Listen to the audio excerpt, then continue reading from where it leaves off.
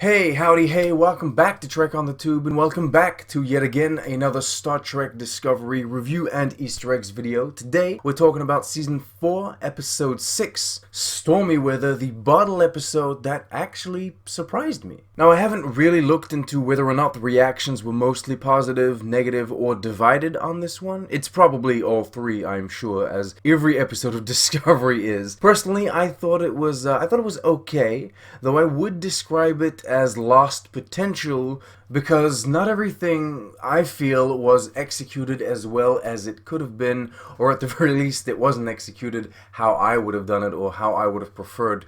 But on the flip side, there are themes, subjects, topics that are addressed in this episode that I feel are actually quite interesting and that we can talk about, and that makes the whole thing worthwhile. For starters, Zora. This episode was as much about the new crew finding themselves in a bizarre part of space that they have to escape, as it was about the ship itself and the sentient AI Zora, acting as its main computer, growing furthermore, evolving, one could even say. Essentially, quick reminder here, the Discovery's computer was merged with the Sphere data back in Season 2, and Zora is what emerged from that. Since then, Zora has pretty much just been the ship's computer, but much more advanced, considering how much knowledge the Sphere data contained, and the fact that Zora is more of an AI than the traditional ship's computer. Now, there hasn't really been too much thought put into the moral implications of having Zora as the ship's computer up until now, because I guess there wasn't really any clear signs that Zora was a fully sentient life form. Of course, those that have seen the Short Treks episode Calypso will remember that Zora is a fully sentient life form in the far future, but yeah, as it stood in Discovery up until this episode, that wasn't the case. But Stormy Weather changed that. Zora in this episode started having emotions and experiencing things like situational stress or trust issues that got resolved and eventually led to a strengthening of friendship. She also had trouble focusing and made her own decisions, which by basically every definition featured in Star Trek ever makes Zora a life form. And not a lower life form or a lesser life form like a dog or something, because yes, Star Trek also makes that distinction. No, Zora is a fully sentient, higher life form. Now, there are two main things to address here, and I'll get the first one out of the way quick, because it's not my intention to anger anyone, nor do I think it's the intention of the show to go down this route. So it's probably not necessary to spend too much time on it. But I think this development is potentially really scary and dangerous. Having the ship, in essence, be its own boss, and letting it be able to make its own choices is just terrifying to me, and I do think it puts the crew at risk. Like I said though, I really don't think Discovery is gonna want to do anything like that. For all the drama and life-altering trauma caused by mass death that the show injects into its stories, Discovery is still a show that celebrates life, especially new life. And so I'm thinking this Zora plotline is really gonna be nothing more than positivity. I know the big question is, how do we all feel about Starfleet actually using a life form as a vessel like this? My gut reaction would pretty much always be no, but that's probably a wrong reaction to have. I think the correct answer would have to be, what does the life form in question think about the situation? And that was even addressed at the end of the episode. Like, Zora actually says that she wants to be there. She wants to be, I guess, part of the ship or the ship itself. She wants to be with the Discovery, with her crew. She wants to help the crew members. She even kind of feels like a part of the crew.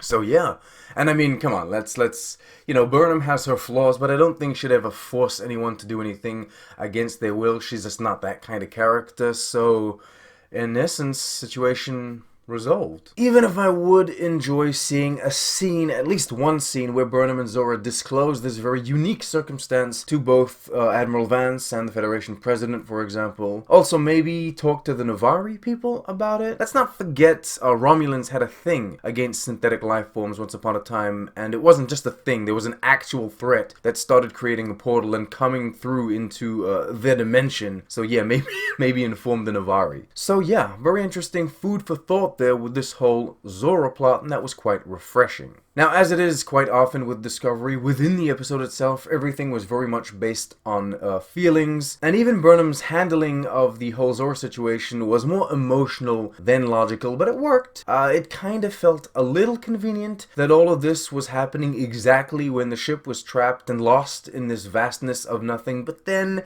you could argue that it is this very precise situation that triggered Zora's further emergence. The last thing I want to say about all of this is that it was technically yet again another story about self-discovery or finding oneself, and I like that. I'm happy the show is doing this kind of thing. Now, onto that black void that was the setting of the story. I thought it was great. I absolutely loved the concept. I remember Voyager doing something similar. Twice, actually. Once there was a huge part of black space where there were no stars and they had to traverse that. And the other time, it was an anomaly they were sucked into and they were incapable of leaving or something. It was empty space, but there was a lot of debris from other ships. Anyway, what made this iteration of the Black Nothing stand out was the spreading space gangrene out there, eating away at everything it comes in contact with. Admittedly, my first reaction to seeing the dot just disintegrate into the darkness would have been, nope, we're leaving, fuck this, but scientific curiosity motivated the Discovery to carry on, which eventually created a situation where they needed to protect themselves from the impending doom, and some very creative problem solving brought us the genius solution of hiding everyone in the transporter pattern buffers. It was great to see an alien or rather science fiction-y kind of problem that they had to resolve, and I really liked the solution that they came up with. Personally, I would have enjoyed even more problem solving, more techno-babbly moments rather than, I guess, the emotional growth of one or another character. I know Discovery is the Star Trek show that's more in touch with its feelings, but still, this one time we could have gone full science, you know, because, I mean, even the whole sonar solution was great. Let's spend some time with these secondary bridge officers and actually see them adapt the technology and create new devices. Anyway, from a technical standpoint, there's positives and negatives. On one hand, it was well directed, with some fun editing going on. I'm talking about that comic book split-screen montage, for example. I also quite enjoyed how the runtime seemed ever so slightly adapted to the story that they wanted to tell. You know, it was a little shorter. On the other hand, I think that the sound design was kind of fumbled. Actually, I think I might be the only one that kind of got confused by that, because when I addressed it in the conversation that we had, no one else seemed to notice. But anyway, the score that they used before the sonar pings began included some little dings, you know, and I thought that was the sonar ping, because I was sitting there trying to intently listen, because I thought the first pings would be from far away or something like that, and so I was listening, and I could hear the little ting, ting in the music, and I thought, oh, that's the sonar ping, and then all of a sudden you get this bang, and you're like, oh, okay, oh no, that's the sonar ping. Let's see if this works. Executing.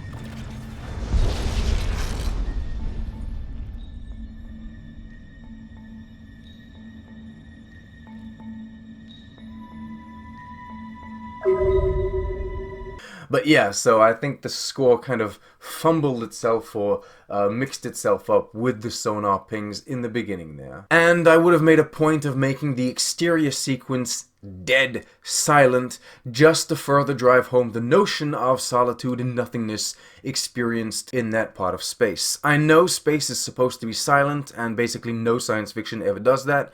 I'm fine with that. I'm fine with hearing explosions and all sorts of stuff happen in regular space. I just think that in this specific kind of situation and episode, doing the dead silence would have more of an effect. Also, I'm real sad to say that I thought two actors kind of underperformed this time around. The actor voicing Zora, for one, was a little hit and miss. I mean, 90% of the performance was good, especially considering there's no body involved, not even an animated avatar, so a lot of work has to go into creating emotion vocally, but there was that one point where she struggled with the lines, which kind of sucked. I mean, they could have maybe re-recorded that, and the thing is, it does stick out more because Zora's an AI, and you know, an AI of all things shouldn't really fumble words. Yeah, and Gray. I think that this is one of the rare moments where we've had a few extended Gray dialogue sequences, and honestly, like, I don't mean to be mean here, but I just don't think that the actor is on the level that the other actors are on the show, and this time it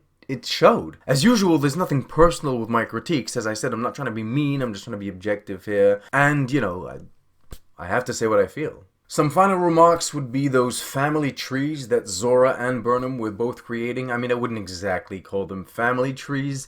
I think I'd call them, I don't know, like photo albums or photo collages, maybe. And I mean, come on, there was no Cybok. Maybe Burnham didn't know about Cybok. Maybe she doesn't know about Cybok at all. But, you know, if it were a family tree and she knew about Cybok, she would have put him in there. Anyway.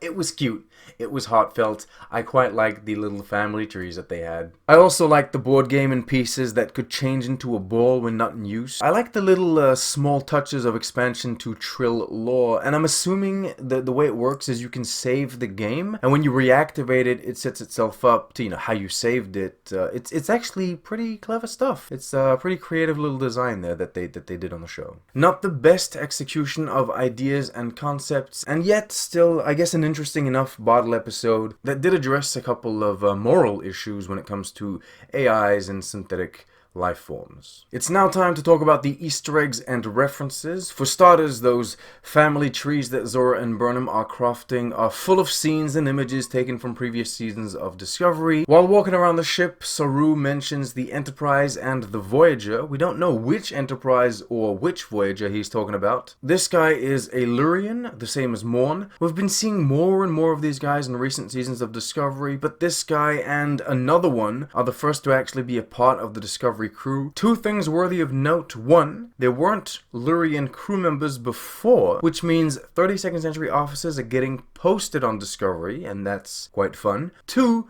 the show is still making all of the Lurians bald, as if that were a feature of their species, but it's not.